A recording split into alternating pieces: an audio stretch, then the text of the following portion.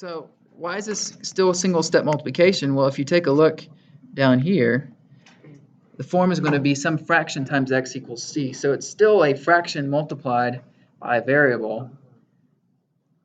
But there's an easier way to solve these than just dividing by the fraction. Yes, you can divide by the fraction. It works.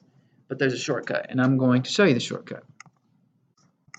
And here's what I mean. Let's say we have 1/2 x equals 4. Okay? Now what we just learned is you can divide both sides by the coefficient. In this case, that would be half. All right. Now we've talked about this property. If you take a number and divide by a fraction, then you do what? You multiply by its reciprocal. Okay, good. So x equals 8. Now we're not going to do that every time on these because there's an easier way. The easier way is you'll notice, well, every time we do this, we're just multiplying by the reciprocal ultimately, right? On the right side. So why not just multiply both sides by the reciprocal of the fraction? So if we redo the problem again, it's going to be a lot easier if we just multiply both sides by 2/1, because it's going to cancel the 1/2. So the answer then will still be 8, but notice we only did it one step that time. Okay? That's the gist of the lesson. If you multiply both sides by the reciprocal, that fraction will cancel and you'll just be left with the variable. Let's do some examples. This time we're going to have -3/4 y. Yes, thank you. -3/4 y equals, we're going to do 27. Okay, good. So what is the reciprocal of, so the step 1 says multiply both sides by the reciprocal of the coefficient, coefficient being the number next to y, which is -3/4. What is the reciprocal of that? 4/3. Close. Negative. Don't forget the negative. It's -4/3 times -3/4 y equals 27, I'm running out of room here, times -4/3. All right, so we're multiplying both sides by the reciprocal of that fraction. So just like before, these are going to cancel because it's the reciprocal.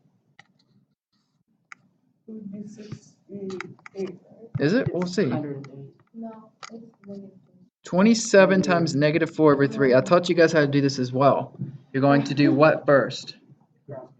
Cross cancel. 27/3 equals what? 9. So negative -36. That's it. That's it. Then you can multiply. Nope, that's it. To the top figure out. Oh, if you want to plug it back in? Right, so if you wanted to plug this back in, you plug in -36 back into y. Simplify that, I'll be -36/4, which is -9 times -3, which does equal 27.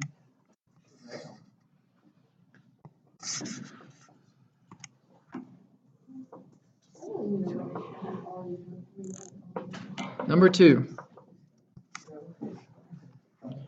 4/5 a equals 2/15. This is still technically single step multiplication because we're going to multiply both sides by the reciprocal of the coefficient. In this case, what's the reciprocal? 5/4. And then we're doing cross canceling. Yeah, in this example, we're definitely cross canceling.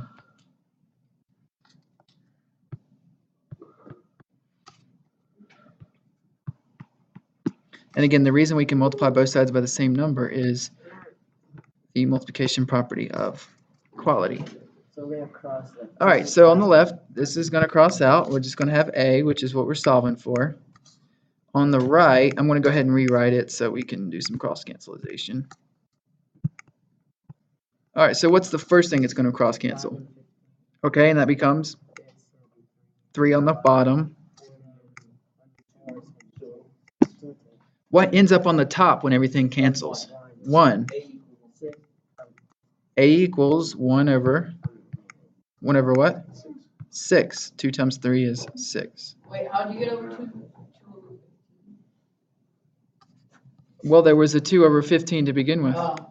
Okay.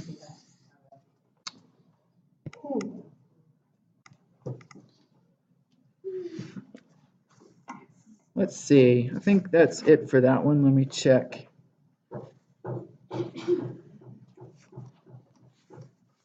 I think you guys can do any other reciprocal one. Yep, that'll be it for that one. So let's go on to division.